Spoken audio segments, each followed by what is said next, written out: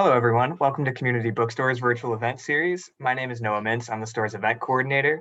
Community Bookstore is currently celebrating over 50 years in business, and we credit the continued support of readers and writers for this milestone. So thank you all for spending the evening or afternoon with us. I'm very thrilled today to welcome CJ Evans to launch his new poetry collection, Lives, in conversation with D.A. Powell. Some housekeeping before I introduce our guests. We've enabled Zoom's auto transcribe setting. So if your version of Zoom is up to date, click on the live transcription button at the bottom of your screen to enable closed captions. If you have any questions for tonight's guests, please click on the Q&A button, which is also at the bottom of your screen. We will be asking those at the end of the program, so please don't be shy. There is also a chat box through which I will be posting a link to buy tonight's book if you haven't already. And one caveat for tonight is that we're all at the mercy of our home internet connections. So please bear with any technical issues that could arise, and we will try to resolve them as quickly as we can. We are entering into a bit of a slow season for events at the bookstore, but we do have some really exciting ones planned for you this summer. So do head over to our website, communitybookstore.net, sign up for our newsletter to stay up to date. One that I want to point out in particular is if you're here in New York on Monday, June 27th, we have a special in-person Pride Month celebration with Hugh Ryan, the author of The Women's House of Detention, Frankie de la Cretas, who is author of Hail Mary, a history of Women's National Football League, Nicole Pasulka, who is the author of How You Get Famous, 10 Years of Drag Madness in Brooklyn, and Alejandro Varela, who is the author of the novel Town of Babylon. And it's moderated by Shane O'Neill of the New York Times. That's up on our website now and taking registrations. So now about tonight's guests, and we will get started. CJ Evans is the author of Lives, selected by Victoria Chang for the Kathryn A. Morton Prize from Sarabande Books, a Penance from New Issues Press, and a chapbook, The Category of Outcast, selected by Terrance Hayes for Poetry Society of America Chapbook Fellowship. A past recipient of the Amy Lowell Poetry Traveling Scholarship, recent poems have appeared in the Adroit Journal, Kenyon Review, Massachusetts Review, and elsewhere. He's the editor-in-chief of Two Lines Press, a fabulous publisher of international literature in translation, and he lives in the Bay Area. D.A. Powell's most recent collection is Atlas T from Rescue Press in 2020. Powell's recent poems have appeared in The Rumpus, Orion, Couplet, The Hopkins Review, and the forthcoming edition of Best American Poetry. If asked, he will dance. So now, without any further ado, I will leave it to you, CJ and Doug. Thanks so much for joining us. Doug, will you dance? No. Yes, but you have to read first. Okay. Do you want to say anything before I read? Yeah, I do want to say something. It's good to see you. And congratulations on this book. It is just astounding. I remember your first book, and it just feels like this book sort of explodes all over the place. And I have a lot of questions about it, which I will ask, but I'm very excited to hear you read from it and to, just hear your words in your own words, in your own voice. Well, thank you.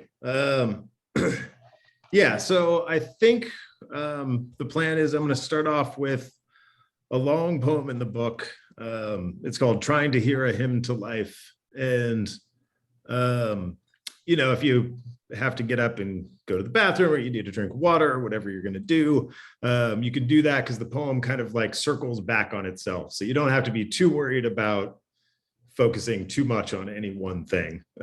You can just kind of settle into it. And I'm going to unpicture myself while you're reading so that I'm not a distraction. That sounds great. And, I don't think there's anything you really need to know about this poem before we get into it. One thing that might be helpful to know is I live on Grand Avenue, which is a very busy street in Oakland, and it goes down to there's Lake Merritt, which is a lake that's right next to downtown Oakland, and then Grand Avenue cuts up from that.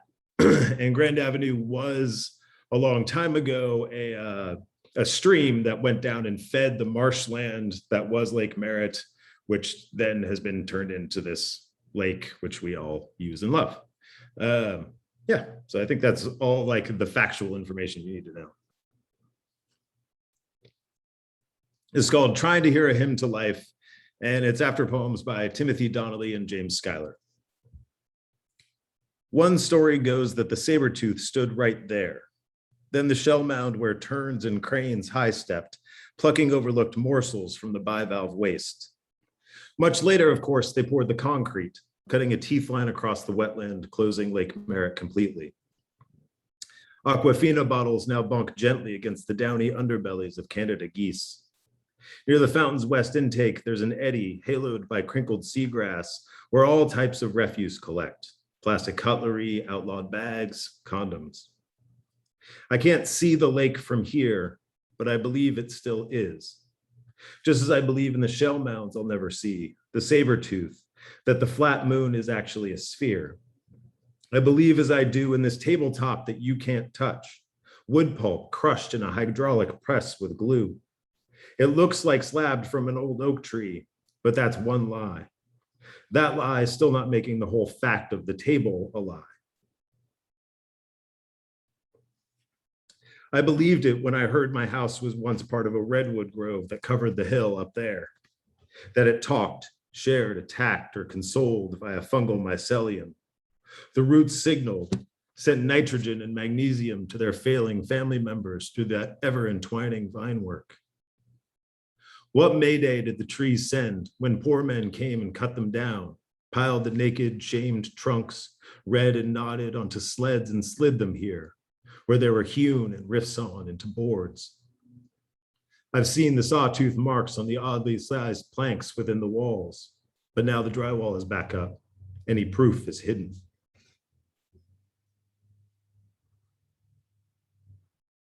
I'm alerted. I look, recoil, and blacken the screen. The house is sinking into the stream bed that haunts the stability of the soil. The cemented stream once fed the marsh for the now absent terns, but if it rains hard enough, the stream returns, running the street curb to curb, biblical, reclaiming the city for the god. But in the morning, it's as if there had only ever been this dry, disorderly, destroyed place. Outside the window now, a thin caterpillar, what kind I don't know, eats the leaf of my hedge plant. The caterpillars of my youth were wild-haired, black and yellow, slow accordion approximates of bumblebees. My mother says when I was 4, I ate one. Some days I'm able to look at something other than what most demands, to look away from what pings, to the caterpillars, the studs, the semi-wild turkeys that escaped the rose garden home a few blocks down toward the lake. The female stands in traffic. The male puffs and plumes at the median, making his ridiculous call.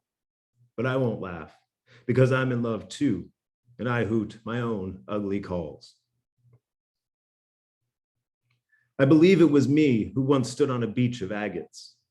I believe in this as much as God or biology, which is to say, a bit less than to make a bet with it against a bullet, but enough. I call it belief, but it's purposefully, wondrously unexamined. Today, as I try to see this caterpillar, there are wildfires in Marin. The air outside is a choke. Ash of lives is senselessly lofted as if love letters lost in bottles beneath the sea, brought here illegible and alone. But the wildflowers and grasses will germ again. Grass and wildflowers, the things that'll come back even after we've done what we'll do to end us and gone. The grass and wildflowers will come back to be a hide for what rodents remain. And the rain will wet it green. And new roots will weave again into a new language, and new mushrooms will carry the history of what we did in measurable isotope levels that will be forever ignored by the wildflowers and grasses. I believe this too, but I have no proof. I've never gone to Michigan, but I believe in it. My daughter has told me that there's only one living saber-tooth, and it lives in her imagination. That's some kind of real, the same kind to me as Botswana, the same as this tabletop, or the parked Nissan overlooking Lake Washington. Not that different then beyond the hedge and the caterpillar mica that enlivens the stucco of my neighbor's tan and ill-kept home if I choose the angle to see. On the TV through her window, they're showing a picture pulled from Facebook, the one with the flag. I quickly open a book close at hand, reading "Of the wide world I stand alone," and think. I stop, for that's enough for now. Today, no longer belonging to me, but still here in me, is that attic where our bodies first met. The smell of dirt we made is still in that air, kept always. And if I choose it, maybe I can be there with my wife when my body is young again. Suddenly, through the speaker comes America by Simon and Garfunkel, and I'm at a pond in Western Massachusetts, bullfrogs, slick grasses, another boy pressing me to the molding bank and taking my penis in his mouth. He has no name or face, less real than the bullfrogs, than the liquor squeezed from the grasses by our bodies that marks our skin, less real than my grandfather, who worked in a clock factory, drank scotch, and smoked until he died young, years before I was born. The antics of even the brightest stars are so distant, equally as real to me as the saber tooth within her.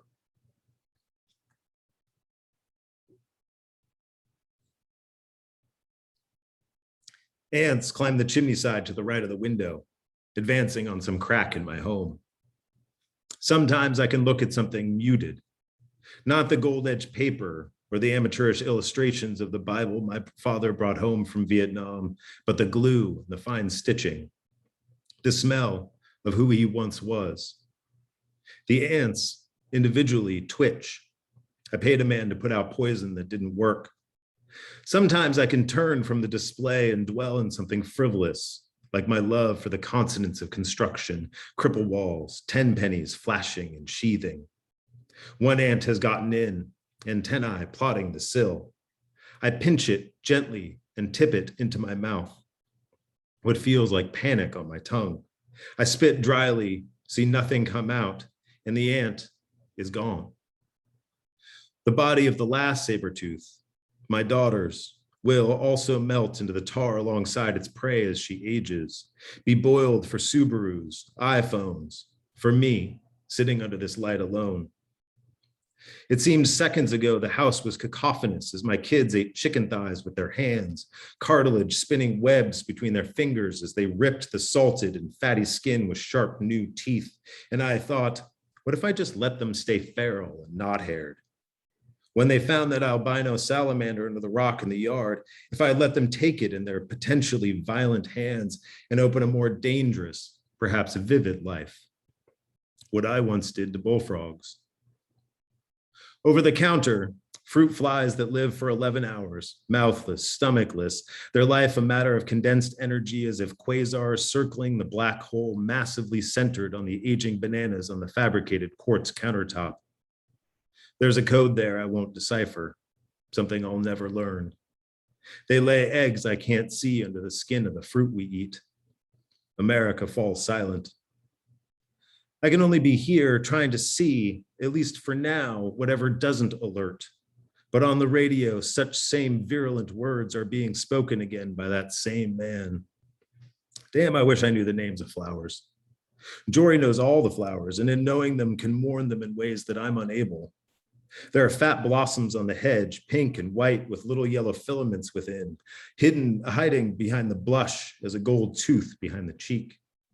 When the blossoms fall, they rot fast. And I see them most often when, on the radio now, an astronaut is saying you can lose your arm in a shadow in space. The shadows without particles to diffuse light into them are absolute. As I age, I find myself more and more humbled in the prospect of a God. Just all this stuff I won't get to know, and how I'm less and less comfortable in sureness.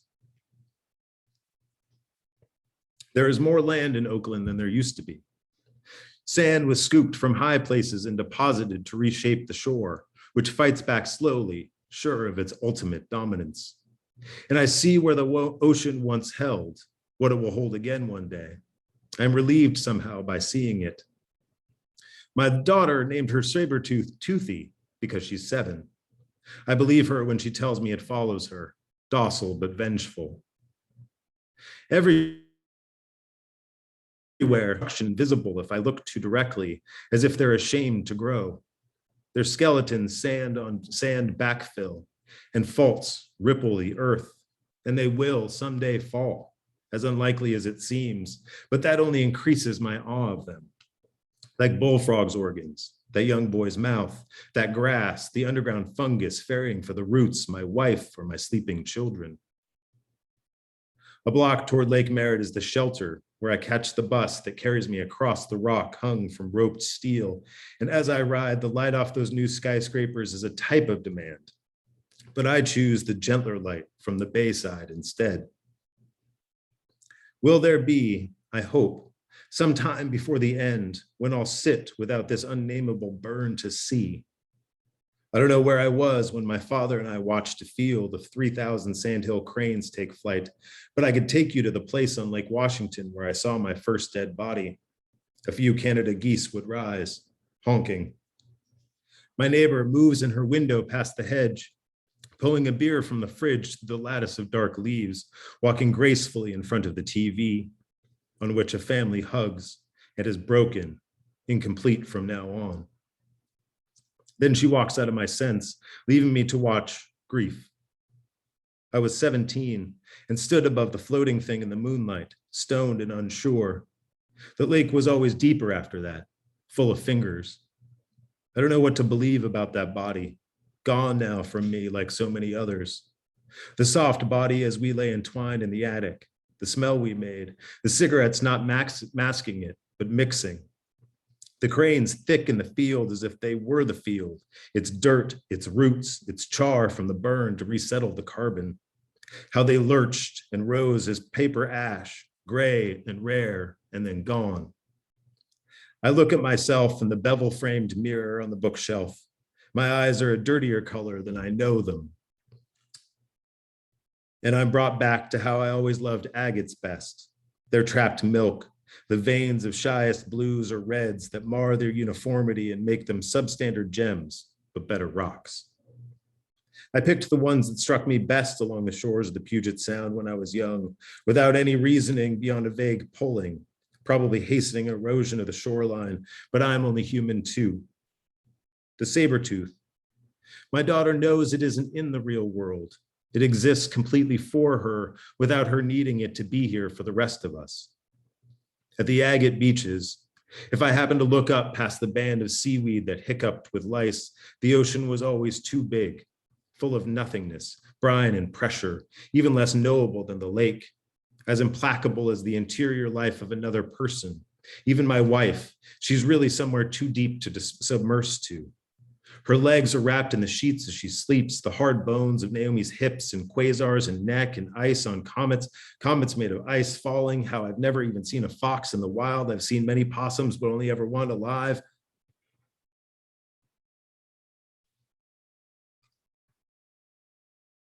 The bald eagles inside me are scavengers with dirty feathers. My neighbor passes again. I mark here her slow consumption or rhythm of consumption. Behind her on the TV, the telescopic lens jiggles, catches on them running through the parking lot, hair and clothes whipped by the helicopter's blades as it settles in a vulturish arc as if smelling them. I sat on a pew every morning for years, but I don't know any of the hymns anymore. But when I pass the church down the street toward the lake, placid in its concrete enclosing, I hear the music and I almost have to sit, joyful, joyful. All the hymns, I think, say at least life. I love the guileless hope the old songs have, belief at the base that it isn't all some lie. It could be an alien computer, trick of dying synapses. Maybe I'm not even my electric mechanisms, dynamos and whirligigs whinging in the solid seeming mass in my head. But whatever this is that's mine, I'll take it and eat all of and choose today to see what doesn't often demand enough, to what might not need to be real to be mine. Sexually dimorphic mealybugs on the rubber tree plant in the corner, the long grain of white oak floorboards. I built planters from redwood to raise the vegetable beds above the dirt that's poisoned by lead, and it's late winter. Soon we'll shake small seeds into our children's hands, these children who have never not been their own, some part strangers soon as they speak, and tell them, from these dots, sunflowers and tomatoes and squash will grow. The green beans came in well last year. The peppers had some rot. And if nothing grows, we'll say the mystery remains beyond us and leave it. We too are on a ball of ice falling. We too are falling away at an ever-increasing pace, cooling rapidly, losing the hyperactivity in our atoms. Al Green comes on, and I'm reminded of something, but it slips past without resting. Bald-faced hornets in my yard defend their paper nests, but I don't know what they look like.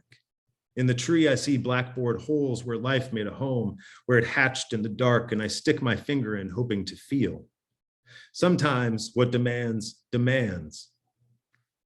And the names we've given to abstract them, Parkland, Santa Fe, Springfield, Columbine, strip themselves open and I crawl back into Newton on bloody knees. Scared kids hiding in the dark, and then my hands are anvils for a while. But sometimes I can turn from how it is demanded I see, and I can set aside the incessant and empty and sing their names from my bloody knees. I can ignore whatever's been decided about poetry, about nations or weapons or grace. Let nature be the only empire. Let the barriers we raise slip beneath the breakwater, and let this home be the murmuring forest again. I know cold water is sweet in the middle of the night. Naomi's necklaces and perfume bottles make music on the dresser when the earth quakes. I know many parts are dark, and tomorrow there could be some other world. I'm relieved that there are fewer humans to come than have been. We plummet the slope of our dominion's curve. How at the ocean front, hands heavy with agates, I always watch for proof of the wind, all the things it bends. The cars on the bridge sway beneath the driver's hands, the kites, the grasses, the waves all strain differently. Through my neighbor's window, some things come from wrong things come from wrong mouths, demanding again. But wind is what strikes me from listening again. And tomorrow, maybe, I can rise in a place as unlikely as this one, but less ravening. And the hymn will ring, and the harm we let be, we demand, will starve. The lake is past my neighbor's house. The lake is hidden, but the lake is there. As am I, someone here who once stood watching the sun rise and refract and prison fences keeping me in. Woke in a black row between high German corn stalks, insects exploring my nose and eyes. Woke on the Pacific, the boat's porthole split between the early sun warming the atmosphere and the placid cold of the ocean underneath, which will not be broken. I woke beside my wife in Croatia, in Portland, and in Oakland where the shell mounds of the Ohlone had not been cemented, where the wetland remains. And if it's all I have, even if it's all just something I've invented, I take it nonetheless as mine. I once woke to the huffing of lions outside the camp, and I woke to my breathless son, his lips blue, but the next morning I still got to have him. I once woke to another lake, far in the mountains, with nobody there to prove me. I choose to believe that Naomi is upstairs, even though she's silent, as my children are. Asleep, silent, but still with me. I distrust even the fire of the sun and choose to see outside the pain that eats through the borders of its moment, wolfing everything to the children. I'll choose some other. The sandhill crane's neck, the red aphids industrious in the garden, the saber tooth that is real in some better world within her. I only wish those kids hadn't had to be scared. That we had found some way, if nothing more human, not to let them be scared. Today, I try to turn into certainty that someone now holds them tight. My daughter walks through the kitchen just upstairs, murmuring for Toothy. It's not a show. It's not for me. And I can look at the caterpillar, at the bees riffling the yellow stamens, at wind or wasps or raccoons in their deep dens, and not what forces its way in. Maybe I could hold them myself, just for a second. It's dark, the type of night for storms. I crawl back into Sandy Hook on my bloody knees, knowing that I never stopped crawling since, But before I reached those bodies that I'd see, if I saw nothing else I would see held, I hear a bird. No, not a bird, but a keen like a bird, but scorching, a siren, which demands I turn away and I am someplace else again in noise. Thank you. I appreciate you bearing with that long poem. No apologies, man. No apologies. That is such a crazy, wonderful poem. It's so moving. I could tell even as you were reading it, you're still moved by the words and thoughts that go into it, and you should be. I was the guy who lobbied for this to be the included in this reading, and I just feel like this poem touches on so many things that we need to talk about and think about as a society. The danger that lurks at the edge of the things and the ways in which we try to be healing forces in the world. So maybe a good question really is to I was thinking about your poem Night Terrors in America, and I read online your personal statement on it, that you had written a statement and then you had to revise it because there was another shooting. So do you think of your poetry as a kind of activism, as a kind of window on history? Is it a passive form of seeing? Is it an active form of seeing? I think that's an interesting question. I think it's something that, like, we all, I think poets in the poetry community have been talking about quite a bit lately. You know, like what is the kind of purpose of poetry, and how does poetry exist in this larger world? And, you know, what is the point of poetry in all this space? And, you know, this might be a slightly highfalutin way of answering your question, but I go back to the Shelley statement, you know, poets are the unacknowledged legislators of the world. And I think it's more, when I think of that, you know, that statement gets taken down every couple of years and and dusted off. But I always think about that. You know, I think today it's not just poets, but it's, you know, hip hop artists, and it's TikTok influencers, and it's all these people. And if we have some way of driving discourse as people who kind of make language in the world, it's to change language. And kind of just, you know, even if we're just providing neologisms for things, you know, I think there's ways in which we can have influence in the world that's small and slow. You know, I don't, for me, I think my poetry is not trying to be activist in a like in the political way. Like, if I'm going to be political, I'm going to be, you know, down protesting at the lake. And I think that's a very different endeavor than poetry. But I don't think they're mutually exclusive. I think they're both part of trying to kind of like arc towards some sort of future that you want to see. Yeah. Well, I think of the dialogue between Robert Duncan and Denise Levertov in the 60s at the height of the Vietnam War, and Levertov pushing Duncan to, you know, address issues more actively in his poetry. And he says, you know, it's not the role of poetry to oppose evil, but to imagine it, that it's simply enough for us to write about what's there. And yet, if you go back and read his poems, there's plenty of activism. There are very direct references to the Vietnam War and the destruction. So maybe by being able to imagine evil, we are in fact sort of pointing at it and saying, you know, this is wrong. Yeah, and I think like this poem specifically, and something that I was thinking about when I was writing it was, so my house is very close to my neighbor's house, but I was writing this poem and just trying to stay within this space of trying to find. It was right after, I believe it was the shooting in Santa Fe, Texas, that I wrote the poem, and I was just trying to find a hymn to life, a way to kind of like celebrate life in that way. And I was trying to ignore, my phone is giving me alerts and all these things are coming at me.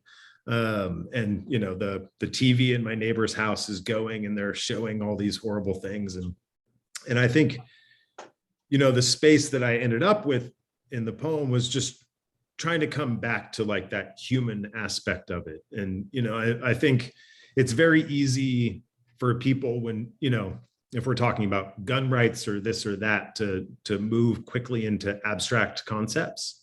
And I think abstract concepts can have their use and space in the world, but it's very hard to argue for certain things if you're talking about real children and real lives and real individuals. And I think that's almost a radical act as well, to try to kind of like reimagine those people as people, which is hard.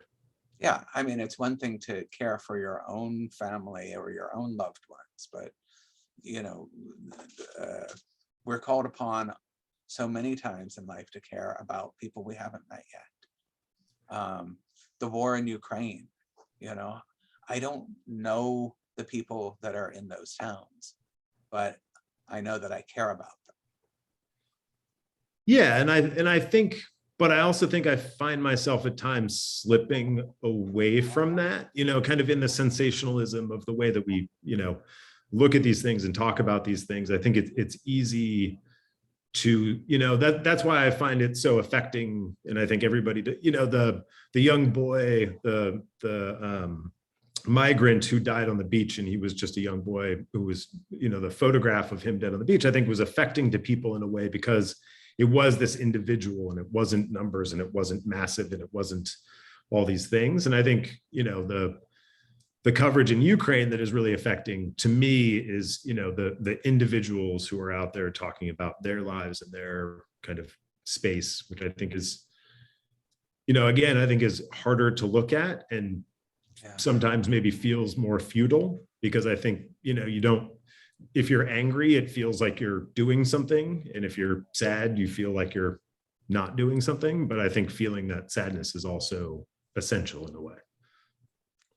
It is, and one of the things that I think makes the poem that lifts it up out of the realm of despair is this constant note of hopefulness that sometimes it's like you're urging yourself towards that hopefulness, and sometimes it's just there. There's this fundamental belief within the poem that I have children, I am responsible for the world that they live in, and I need to find the good story in all of this. Well, and I think that's one of the things, one of the organizing things of the poem, weirdly enough, was maybe like 3-4 years ago, I saw this short clip of George Carlin, and he was, it wasn't even that funny, but he was talking about how, when we talk about the end of the world, we don't mean the actual end of the world, we just mean the end of us. Yeah. And so there's a lot of, especially in the third section of the book, there's a lot of kind of grappling with, like, maybe if we're not able, then maybe it's not, maybe the best route forward isn't for humans to have this sort of dominion and all these sorts of things, and I think kind of grappling with that as a concept, but also at the same time, not letting that lead to a sort of like throwing up your hands, because I do have children, and also just because I care about, the humans in the world. And so how can you hold both of those things that, perhaps, we're just not capable of kind of solving the problems that we're creating. And maybe the problems will be solved by nature for us by removing us. And if that can be okay, but also like, how can we care for each other and care for children and care for the world with that? Well, and also, how do we keep going, and what are the things that sustain us? Besides poetry, what are the things that get you up in the morning? I mean, I think that's an interesting question. I think kind of pulling it back to this poem, I mean, this is, this poem was written in a moment of despair and very much trying to talk myself out of that despair. And I think, the last few years, like there's been a lot of like that sort of people confronting and questioning their own kind of environments and selves and the way that they're moving in the world and that sort of thing. And I think, I do find hope and kind of solace in like the individual rather than kind of the collective. So, I, for a while, took the internet off my phone and I got off Facebook, and I'm doing these things and I'm trying to kind of like remind myself of each of our individuality and kind of like how to be interested in individual people again as whole things after being removed from them for so long. And I think that's exciting and I think kind of interesting and not really my natural state. I'm introverted, very introverted in a way. And I think there's something really kind of beautiful about putting yourself out into a space that's uncomfortable in that way. And sometimes being kind of like hurt by it or exhausted by it, and sometimes being freed by it. But I also think, like running through my neighborhood and, finding those details and those things that exist in the world that are, I mean, it's astounding, this place that we live in, not to be over dramatic about it, but. Well, it is. And, your poems contain not just human history, but biological history and planetary history and geological history. And so I wonder if there are ways in which you keep that part, like, do you go to the botanical garden? Do you, where do you go looking for your treasures? Well, that's kind of an interesting thing that I think about too, because so when I was on the Amy Lowell scholarship, I lived in Aix-en-Provence, France, in the south of France. And one of the things that's really interesting in Europe and in most of the world, and even in lots of parts of the United States, is there are these layers of history. You live in France and there's, current culture, but then there's also like, you can visibly see medieval buildings, and then you can visibly see, Roman ruins along the side of the road. The Franks, the Gauls. Yeah, exactly. And you can go back and back and back. And then coming to here, and even in Seattle, when I was growing up in Seattle, there was much more of a, I don't know if there was a connection to the Native American history in Seattle that was real, but there was definitely a lot more kind of like presence of it in the landscape. And in here, it's just gone, and there's very little, like California is so, driven by the future and the present and all these things that there's almost no preservation of that.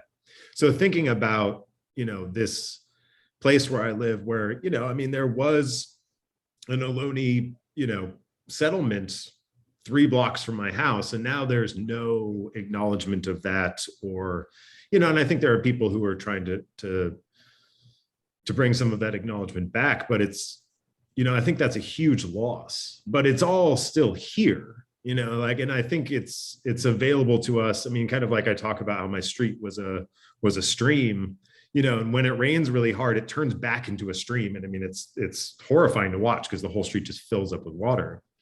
But I think, those, like everything from going to the botanical garden to just kind of, thinking about like the layers of history that exist in whatever space you're in and how it goes back. And, we think about writing and legacy and all these sorts of things, but really, we talk about the United States since the Industrial Revolution, which seems like forever to us, but is, 120 years or something like that. So I just think it's I don't know. I think it's like zooming out can be really freeing in a way, because I think we get so trapped in modernity. I agree. I'm gonna switch up my tack of questioning for a moment, because one of the things that I love about this book is the formal promiscuity of it. I mean, long poems, short poems, and there were a series of poems. I don't even like to think of them as a series necessarily, because they're not next to each other in the book, but you have these poems that begin with anaphora. They are driven by sentences. You have one that begins with a series of why questions, and one that begins with a series of no's, and one that begins with a series of ifs. And like, how do you find yourself in those modes? Are you conscious of it at the time, or does it just start happening? I think, those specific, like that idea of anaphora, I think is something that I like, more than anything. I like to just kind of like sit down with a page or a computer screen or whatever and just kind of like play around and see what comes out of something. And that often, to me, whether it's anaphora or alliteration or, whatever it is, I'll take a dictionary and try to write a poem with only words that, have a V sound in them somewhere. Like, how do these things happen? And I think that sort of kind of play then circles back. I think it was you who, when we first met many, many, many years ago, said that, each poet is trying to write the same poem over and over again. And I think that's true, because I think we all have kind of our obsessions and our things. But then where the joy of writing poetry comes in is then being able to play around with the language and find new ways of saying the same 6 things that you're obsessed with in a new way. And I think, so I don't know if I'm not sitting down consciously to write a series of poems that use anaphora, or, there is the third section of this book is all poems that are supposedly 8 lines long. But, some of them are 2 pages long, and some of them are, because how you interpret what a line is and how you think about what kind of creates a line. But anything that can kind of create compression for me, and some sort of, like, that's how I arrive at poetry, is having something to work against, I guess. Yeah. Whatever that thing is. Well, and you jogged my memory. I remember a couple years ago, there was a online publication, and somebody asked you what you were working on now, and you said, I'm basically rewriting the same poem over and over. Yeah, but don't tell anybody. No. Well, I mean, it's out there on the internet somewhere. Yes. Speaking of on the internet, we have some attendees, and they have questions. The first one is not a question, just feedback. Fabulous listening to this. Thank you. The next question, how does your work as an editor influence your writing, and vice versa?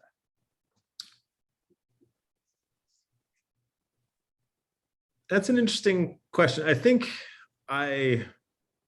write as an editor would write, in that, like, I have this tendency to, this book was written over the course of a very long time, just amassing content. So I just kind of wrote and wrote and wrote and wrote all this stuff. And then in the space of, 6 months or something like that, I edited all that content down into something that felt coherent and cohesive to me.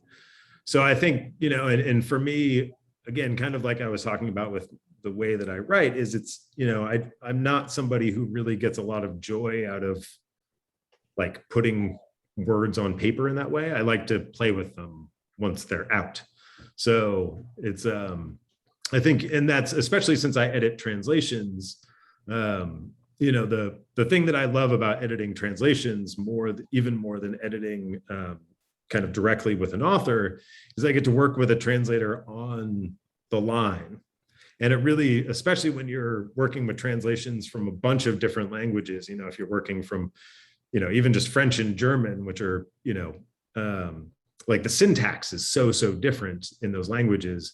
And sometimes you can see the traces of that in it. And that makes me think about how, you can bend the syntax of English. So there's a lot of kind of like secondary benefits. I think it'd be interesting sometime to write a bunch of poems and just like note the books that I was editing while I was writing those poems and see how the syntax of those books affected the poems that I was writing at the same time. I don't know if anybody else would find that interesting, but I would. I think that would be fascinating. This is my question. Are there moments where there are things that you put in the poem just for yourself and like one other person? Because I remember you were working on a series of poems that used the word face, which was like a private term between you and Naomi. And are there still traces of that in your work? Or? Well, it's funny because a few of those poems, I'm trying to see if any of the faces, Naomi's my wife, for anybody who's not aware. Yeah, because there's this little series of love poems in here, all called inquiries, but I don't think any of the faces stayed. Yeah, I often, and I think I tend to be more hermetic than I think I am, if that makes sense. So I think as I've gotten older, I think my first book was sometimes like the language was so private, it was just totally my own. And people might be able to enjoy the poem, but there would be no way that they would be able to necessarily always understand it. But I think, something that I always think about is, okay, how open do I want to be, and how open am I actually being versus, and I'm not somebody who, one of the joys of poetry is you don't have to let everybody into every detail, and a little bit of mystery can be fun. But I try not to leave things that are too private in. On that line, I'm going to skip ahead to a question from Elizabeth, who says, do you read poetry to your children, and how do you talk about it with them? She doesn't ask, do you read your own poetry to your children? But I'm going to say also, if you read poetry to your children, do you read them your own poetry as well as other poetry? So I do read, my children are older now. My daughter's 11 and my son is 9. So they're kind of reading their own things now, but interestingly, I think my wife has had more influence on their poetry reading than I have, because she's a memorizer. I'm horrible at memorizing things. But my kids really like to memorize things. So, everything. So she kind of started them early with, my daughter just, what's that? Annabelle Lee, that? I think it's Edgar Allan Poe. Yeah, exactly. She just recited that last week or something like that. So, I mean, I think there's kind of that's passed down a little bit. I'm very much into being open with my children about whatever they want to know about and want to ask about, because the world is a big and weird place, and I'd much rather talk to them about it directly than than have them find it on the internet. So, my daughter's read a few of the poems in here. She's 11. Like, she read one called "We Think We're God Enough to Destroy It," which is mostly about, humanity thinking that we can destroy the earth when really the earth is just shaking us off. And she was like, you know what that sounds like to me? That sounds like cats. The cats always think that they can destroy things. But yeah, I mean, they like to ask at bookstores if people have my book and stuff like that. They're into it. It's nice. That's cool.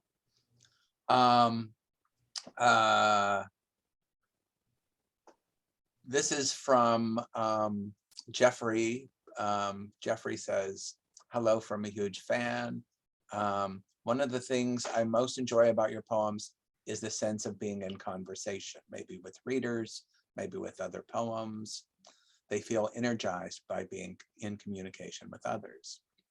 As you revised these poems and reread them in preparation for publication, did you feel like the terms of conversation changed? Or was the original premise so strong that it carried through rewrites and revisions? It's a really interesting question. I think there's always, and Jeffrey, you probably know this, there's that moment when something goes from being private to being public, where there is, I think one thing that I always tell young poets is they should be submitting their work, even if, they feel like they're not ready for it, because once you submit your work and you get it back, you're able to see it as somebody who was a stranger to you would see it. And I always, encourage people that I'm editing to have somebody who they don't know look at it, because even if they don't give you any feedback, when you get it back and look at it and think of that person reading it, it changes your conception of like how it exists. You're like, oh, this thing that I thought was clear is clear to me, but it wouldn't be clear to them. So I do think there was a little bit of that happens. A lot of the poems were published online and kind of had that, or were published in journals and that sort of thing. So a lot of that kind of like public facing stuff happened prior to it coming together as a book. There were definitely some poems that I worked with the editor on where she was like, this one's doing some of the same work, but it feels more private. Do we need it in this space? And I think that was good feedback for me too, where it's like, okay, this one feels iterative, but more hermetic, so maybe we can get rid of it. Yeah. Are there particular voices or influences that you feel present with you at certain times when you're writing? Like, I'm thinking of Lucy Brock-Broido, for example. There were some moments when I was reading this book where I was like, this feels like a poem that Lucy would get excited about. I mean, Lucy is somebody who, I think is always in the back of my head in a way. But I also think that Lucy at times encouraged some of my worst habits, towards that idea of being kind of like hermetic and musical to the point of musicality. She loved her hermeticness. Yes, she did, which, I also do. So I think that was, but I think, I think having kind of those, or my wife, I think, is somebody else who I think of often when I'm writing. I think those are kind of the two extremes. Like, my wife is a psychologist and very well read, but doesn't have any sort of background in poetry or anything like that. And so she's not, she's not there for the hermetic poems. And, she's somebody who knows me very well and is around me every day. So, it's not kind of arriving at it, like there's a little bit of a question, but I'm always talking to somebody, whether it's, Yeah. like one of my children, or whether it's Lucy, or whether it's my wife, or whether it's an imaginary person, or whether it's myself, or there's always a you. Well, one of the questions in the chat is, do you belong to a writing group? And how do you find the time to write and to get feedback on your writing? Yeah. I've been tempted at different times to kind of join a writing group. I think writing groups can be really valuable. I think that sort of, for a lot of people, that sense of community is really important and valuable. For me, I think I don't have time necessarily for a writing group. Just realistically, I write in weird. Your job is kind of a writing group. Exactly. Yeah, exactly. I get a lot of that same sort of kind of relationship with a writing group, but I also think that, sometimes writing groups can end up like pulling you towards a center that might not be your own center. So I think writing groups can be really great and really valuable as feedback, but also pushing back against kind of that like urge to please in a way, I think is something, as I get older and write more books, is kind of important for me to leave behind. I remember that from graduate school. I didn't take poetry workshops when I was an undergrad. And when I was in poetry workshops as a grad student, people were always like, you don't really take people's comments that much. And I was like, well, I didn't come here to compromise. Like, that's not me. My art is the one place where I get to do whatever the fuck I want. Yeah. But I do think that there's value in, like when people are like, this doesn't make sense.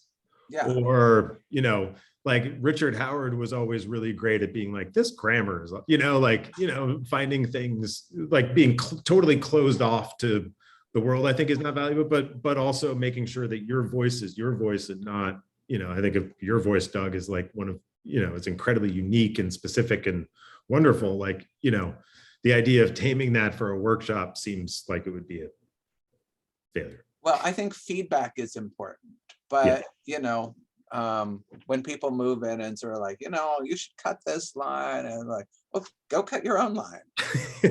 Go cut your hair. All right. This is the last question in the chat. This is from anonymous attendee. This isn't very relevant, but one of the most fun things about Zoom events is getting a glimpse inside people's homes. Can you tell us about the art behind you, CJ?